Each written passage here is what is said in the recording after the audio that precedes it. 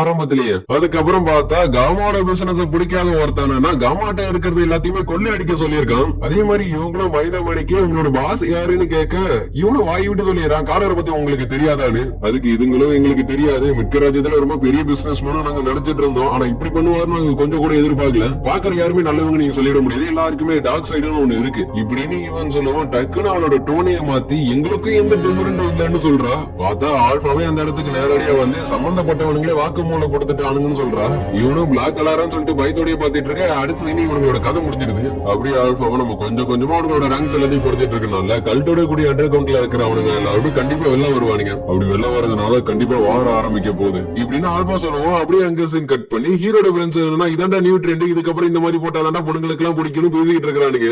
நம்ம ஹீரோவும் இவனுக்கு போட்டிருக்க ட்ரெஸ் பார்த்துட்டு இது கண்டிப்பா ஈட்டாவோட வேலையா தான் இருக்கணுங்கிற மாதிரி யோசிக்கிறான். ஏன்னா காமா பீட்டா எக்ஸலான வரிசையில இப்ப ஈட்டாவும் வந்துட்டா. ஆனா ஹீரோட ஃப்ரெண்ட்ஸ் நினைச்சா ரொம்ப பாவமா இருக்கு, ஏன்னா லோக்கல் ஷாப்ல வாங்கி ஏமாந்துட்டானுங்க. நம்ம ஹீரோவும் அவன் போட்டிருக்க ட்ரெஸ் பார்த்து ஷாக் ஆயிடுறான். ஏன்னா இது எல்லாமே அவனோட பாஸ்ட் லைஃப்ல உள்ள மாதிரியே இருக்கு. அதுலயும் இவன் இந்த சிட்டிக்கு வந்ததுல இருந்து எல்லாரும் போட்டிருக்க ட்ரெஸ் பார்த்துட்டு இது ஒரு கல்ச்சர் தான் நினைச்சிட்டு இருந்திருக்கான். ஆனா கடைசியில தான் தெரியுது எல்லாத்துக்கும் காரணம் ஆல்பான்னு. ஏன்னா இவ்வளவு இந்த ஊர்ல ஒரு கடை வச்சுட்டு ஓடிட்டு இருக்கா. இதெல்லாம் பாக்குறப்ப நம்ம ஹீரோக்கு வயிறு எரியுது, ஏன்னா எல்லாத்தையுமே இவளுக்கு பிசினஸ் ஆகிட்டாளுங்கன்னு. ஆனா இது எல்லாம் இன்னொரு முடிஞ்சு நம்ம ஹீரோ சொல்றான். என்னோட ஃப்ரெண்ட்ஸ் இப்ப எங்கடா போறான்னு கேக்குறானுங்க. அதுக்கு நம்ம ஹீரோ என்னோட எல்லாத்தையும் நான் இப்ப கலெக்ட் பண்ணிக்க போறேன்னு சொல்றான். அதுக்கப்புறம் ராத்திரி போல நம்ம ஹீரோ அவனுக்கு ஒரு புதுசா ஒரு ஐடென்டிட்டி கிரியேட் பண்ணிக்கிறான். அதுவும் சூப்பர் எனக்கு சீக்ரெட் ஏஜென்ட்னு. அதுவும் இந்த ராத்திரில இருந்து நம்ம ஹீரோட பேரே ஷாடோ கிடையாது, ஜான் ஸ்மித் தான். இவனும் நீங்க எங்க கூட செஞ்சிருக்கீங்க, அதை நினைக்கும் போது எங்களுக்கே ரொம்ப சந்தோஷமா இருக்குன்னு இவ சொல்றா. அது நம்ம ஹீரோ எனக்கு லாபம் தர விஷயத்துல மட்டும் தான் நான் இன்ட்ரெஸ்ட் காமிப்பேன்னு சொல்றான். இப்படி சொல்றீங்களே இது உங்களுக்கு அலுப்பா தெரியல? எனக்கு தெரியல. கொஞ்ச நாளைக்கு முன்னாடி கார்டர் ஒரு மீட்டிங் போட்டிருக்கான், அதுவும் மேஜர் கார்பரேட் அலைன்ஸ்ல. ஏன்னா மிஷிகாஸுக்கு எதிராகவே ஸ்ட்ராங் ஆயிட்டு வராங்க. சோ போற பக்கம் பார்த்தா ஃபாலோ ஆகிறதுக்கு நிறையவே வாய்ப்பு இருக்கு. அது நம்ம ஹீரோ இதெல்லாம் ஏன்ட்டு விட்டு நான் பாத்துக்கிறேன்னு சொல்றான். அதுக்கு அவட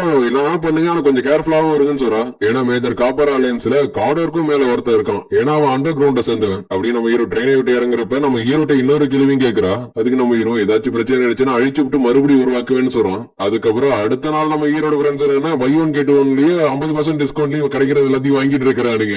ஏன்னா நம்ம ஹீரோட ஃப்ரெண்ட்ஸ் வந்திருக்கிறது ஷாப்பிங் டிஸ்ட்ரிக்டா. சோ அந்த இடத்துல ஏகப்பட்ட பொருள்லாம் போட்டு வித்துட்டு இருக்கானுங்க. ஆனா அங்க இருக்கிற மக்கள் யாருமே இது பெருசாவே இன்ட்ரெஸ்ட் காமிக்கல. ஏன்னா இது எல்லாத்துக்கும் காரணம் ஆல்பாவும் மத்த பொண்ணுங்களும் தான். சோ இதனாலே சின்ன சின்ன வியாபாரில இருந்து பெரிய பெரிய கம்பெனி வரையும் பகையை வளர்த்து வச்சிருக்கீங்க. இதுக்குமே சொன்னது சரிதான், எதிர்காலத்துல கண்டிப்பா மிஸ்டேக்கு பிரச்சனை வரும். அப்படி பிரச்சனை ஏதாச்சும் வந்து எவனாச்சும் நசுக்க பார்த்தானுங்கன்னா அவனுங்க நான் நசுக்குவேன். அதுக்கப்புறம் பார்த்தா ஹீரோ ஃப்ரெண்ட்ஸ் 2 பேருமே கிழிஞ்சு போன துணியை தான் வாங்குற மாதிரி ஆயிடுது. அதுக்கே கடைக்காரன் 5000 மாதிரி சொல்றான். இருந்தாலும் அடிச்சு பிடிச்சு வாங்கி பேலன்ஸ் பார்த்தா அது ஒரு நோட்டா இருக்கு. நம்ம ஹீரோ நான் இதுக்கு முன்னாடி இந்த டிசைனை பார்த்தது கூட கிடையாதுன்னு சொல்றான். அதுக்கு நம்ம ஹீரோட ஃப்ரெண்ட் இது எல்லாத்துக்கும் காரணம் மேஜர் கார்பரேட் அலைன்ஸ் தான், ஏன்னா அவனுதான் இன்னைக்கு பில்லிங்கே மாத்திட்டானுங்க. அப்புறம் இதுக்கு முன்னாடி என்ன பில்லிங் யூஸ் பண்ணிட்டு இருந்தானுங்க? அதுக்கு ஹீரோட ஃப்ரெண்டும் மிட்சுகாசி பேங்க்ல இருந்து வர்றது மட்டும் தான் யூஸ் பண்ணிட்டு இருந்தானு சொல்றான். ஆனா நம்ம ஹீரோக்கு ஷாக்கு மேல ஷாக்கா இருக்கு, ஏன்னா இதுக்கெல்லாம் பேங்க் வச்சு நடத்துற அளவுக்கு வளர்ந்துட்டாரு. இப்படின்னு நம்ம ஹீரோ அந்த நோட்டையே பார்த்துக்கிட்டு இருக்கு. நம்ம ஹீரோக்கு ஒரு விழுத்தனமான ஒரு ஐடியாவே தோணுது. அது வேற எதுவுமே இல்ல, சீக்கிரமா பணக்காரன் ஆகிறதுக்காக கள்ள நோட்டு அடிக்கலாம்னு முடிவு பண்ணிடுறான். ஆக்சுவலி சொல்ல போனா இது அவனோட கனவுன்னு கூட சொல்லலாம். ஏன்னா சின்ன பிள்ளையா இருக்கும் போது பிரிண்டிங் மிஷின்ல கள்ள நோட்டு அடிக்கிறதுக்கு பிளான் போட்டிருப்பான். ஆனா கடைசியில அது ஃபெயிலியர் இல்லாத போய் முடிஞ்சிருக்கும். ஆனா இந்த இடத்துல அவன் ஆசைப்படுத்த நேரத்தை முடியுங்கிறதுனால குடுகுடுன்னு வர்றான். அதுக்கப்புறம் ராத்திரி போல நம்ம ஹீரோ பேப்பர் மணி பத்தி இருக்கிறது எல்லாத்தையுமே இவள்கிட்ட சொல்லுறான். ஆனா இவளுக்கு நம்ம ஹீரோ சொல்றது சுத்தர புரியல.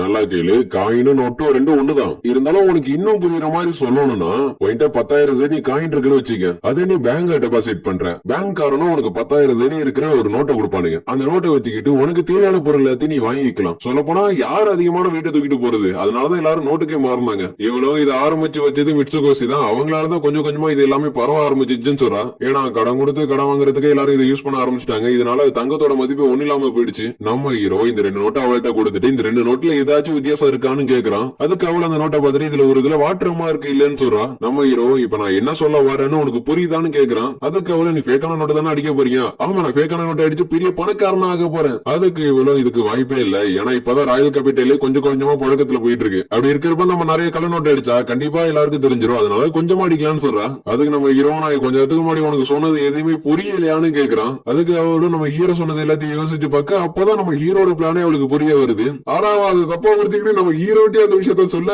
நம்ம ஹீரோ நான் இதுதான் வாங்கிட்ட சொன்னேன்னு கேக்குறான். அது வந்து நீங்க இதுதானே என்கிட்ட சொல்ல நினைச்சீங்க. நம்ம ஹீரோ மனத்துக்குள்ளேயே புரியாதவனை புரிய வைக்கிறதுக்கு கஷ்டப்பட்டு வாங்கிட்ட சொன்னா பாரு, என்ன சொல்லணும். இங்க எவ்வளவு என்னோட நேர்மை எந்த அளவுக்கு இருக்குங்கிறத தெரிஞ்சுக்கிறதுக்காக தான் இவர் பண்ணிருக்காரு, தப்பாவே புரிஞ்சுக்கிறா. ஆனா நம்ம ஹீரோ இவ கள்ள நோட்டை அடிச்சு கொடுப்பாங்கிற நம்பிக்கையில தான் இவ பாக்குறதுக்கே வந்திருப்பா. கடைசியில பார்த்தா இந்த மாதிரி ஆயிடுச்சு. ஷாடோ கார்டன்ல இருக்கிறவங்க எல்லாரும் அவங்களோட வேலையை காட்டிக்கிட்டு இருக்க நம்ம ஹீரோ என்னன்னா ரோட்டோ டோரா கடையில உட்காந்துக்கிட்டு ராமன் சாப்பிட்டுக்கிட்டு இருக்கான். பாஸ் பாஸ் இன்னும் கொஞ்சம் கொடு பாஸ், இன்னும் கொஞ்சம் கொடு. ஏய் இங்க என்ன பண்ணிட்டு இருக்க? அது ஒரு பக்கம் இருக்கட்டும் பாஸ், எனக்கு இன்னும் கொஞ்சம் கொடுங்க. அப்படியே வயிறு முட்டை சாப்பிட்டதுக்கு அப்புறம் தான் டெல்டாவே அமைதியாகிறான். பாஸ் உன் மேல இருந்து நரி ஸ்மெல் அடிக்குது. அடிக்க அடிக்க, ஏன்னா வேட்டையாடுறதுக்காக பின்னாடியே நான் சுத்திட்டு இருந்தேன். இது வேட்டையாடுறீங்களா? அப்புறம் நானும் வரட்டா? சாரி, நான் அதை ஆல்ரெடி வேட்டையாடிட்டேன். சரி சொல்லு, எதுக்காக இந்த இடத்துக்கு வந்த? நான் காலையில சீக்கிரமா கிளம்பிட்டேன்னா அதுக்கப்புறம் என்ன பண்றது இல்ல, ரொம்ப பசிச்சிச்சு, அதனால இந்த கேபிட்டலுக்கு வந்திருக்கேன், அதுவும் ஃபர்ஸ்ட் டைமா. அப்புறம் நீ ஸ்பெசிபிக்கா எந்த காரணத்துக்காகவும் வரல. அப்புறம் சரி இப்ப நீ திரும்பி போலன்னு வச்சுக்கணும். இப்ப ஆல்பாட்ட சொல்லிடுவேன். இல்ல பாஸ் நான் உங்க கூட தான் இருப்பேன்னு கியூட்டா சொல்லவும் நம்ம ஹீரோவுக்கு அவங்க பாஸ்ட் லைஃப்ல வளர்த்த பிட்டோட ஞாபகம் தான் வருது. அதே நேரத்துல அந்த பிசினஸ் மேனும் அவனுக்கு மேல இருக்கிறவங்க இதை இன்ஃபார்ம் பண்றான். அதுக்கு அவனும் இதுக்கப்புறம் நமக்கு சாதாரண ஆள்லாம் அனுப்ப தேவையில்லை, இதுக்கப்புறம் நம்ம க்ளோவர்ஸ் அனுப்பலாம் சொல்றான். கேட்டவனே இது ஓகேன்னு ஒத்துக்கிறான். ஏன்னா இவனுக்கு தெரிஞ்சிருக்கு மிட்சுகோசிக்கு பின்னாடி ஏதோ ஒண்ணு இருக்குன்னு. அப்படியே அண்டர் கிரவுண்ட்ல டெல்டா வேட்டையாடிட்டு இருக்க நம்ம ஹீரோ அங்க இருக்கிறது எல்லாத்தையும் முடிஞ்ச அளவுக்கு களவாடிட்டு இருக்கான். ஆனா அதுல ஒருத்தர் என்னன்னா நம்ம டெல்டா பார்த்து சாரான்னு சொல்றான். என்ன உனக்கு தெரியலையா, நான் தான் சாப்ரா. அதுக்கு டெல்டாவோ என்னோட அப்போட ஸ்மெல் உன் மேல அடிக்குதுன்னு சொல்றான். இப்பயுமா நான் யாருன்னு உனக்கு தெரியல, நான் உன்னோட பெரியனா, ஆனா நீ இன்னும் எப்படி உயிரோட இருக்க? அதுக்கு டெல்டாவோ அது உனக்கு தேவையில்லாத விஷயம் சொல்றான். இங்க நான் கிரேட் கேட்டனுக்கா வேலை பார்த்துட்டு இருக்கேன் அப்படின்னு அவன் சொல்லி வயமுறதுக்குள்ளேயே டெல்டா அவனை போட்டு தெளியறான். என்ன நீ உன்னோட அண்ணனை போட்டு தள்ளிட்ட? வீக்கானவன் உயிரோட இருக்க கூடாதுன்னு என்னோட ஃபேமிலியில சொல்லியிருக்காங்க. அதோட எங்க அப்பா தான் எங்களோட கிளானுக்கே சீஃப், அதனால அவருக்கு ஏகப்பட்ட லவர்ஸும் ஏகப்பட்ட குழந்தைகளும் இருக்காங்க. அதுக்கு ஹீரோவும் ஒண்ணு குறைஞ்ச பிரச்சனை இல்லையான்னு கேக்குறான். பிரச்சனை இல்ல, ஏன்னா குறைஞ்சிச்சுன்னா அதிகமாக்கிடும், ஏன்னா அதுதான் எங்களோட கிளானோட சட்டமே. கேட்ட ஹீரோவுக்கு தலையே சுத்துறது எப்படிங்கிற மாதிரி தான். இருந்தாலும் நம்ம ஹீரோவுக்கு தெரியும் பத்தி இன்னும் தெரியாது. அதனால என்னைக்காச்சும் ஒரு வாட்டி வாய்ப்பு கிடைச்சிச்சுன்னா அவங்களோட இடத்துக்கு போகணுங்கிற மாதிரி நம்ம ஹீரோ முடிவு பண்றான். அதுக்கு டெல்டாவும் கூட சேர்ந்து காமெடி பண்றேன், எங்க அப்பாவோட கிளானுக்கு சீஃப் ஆயிடுறீங்களான்னு. அது ஹீரோவும் எங்க சுத்தி எங்க வர்றேன்னு எனக்கு நல்லாவே தெரியும் சொல்றான். ஆமா பேச கரெக்டா கண்டுபிடிச்சிட்டீங்க, எனக்கு 100 பேபி சொல்லணும். அதே இடத்துல இந்த விஷயம் இவனுக்கு தெரிஞ்சிருது, ஏன்னா கையை வச்சதே இவங்களோட இடத்துல தானா. அதே மாதிரி நம்ம ஹீரோ விட்டுட்டு போன பணம் எல்லாமே லஞ்சம் கொடுக்கறதுக்காக உள்ள பணமா. இங்க இந்த இடத்துக்கு கொண்டு வந்தது யாருன்னு மறந்துடாது, அதனால நான் ஆர்டர் கொடுக்கறத மட்டும் தான் நீ செஞ்சாகணும். ஜாபரா க்ளோவர்ஸ் ரொம்ப வீக்கானவா, அதனாலதான் செத்துட்டான். அதனால மிச்சம் இருக்கிற 3 பேர் கூப்பிடு. அது கூட மிட்சுகோசி பத்தி இருக்கிறதே சீக்கிரமா கண்டுபிடி, ஏன்னா மிட்சுகோசி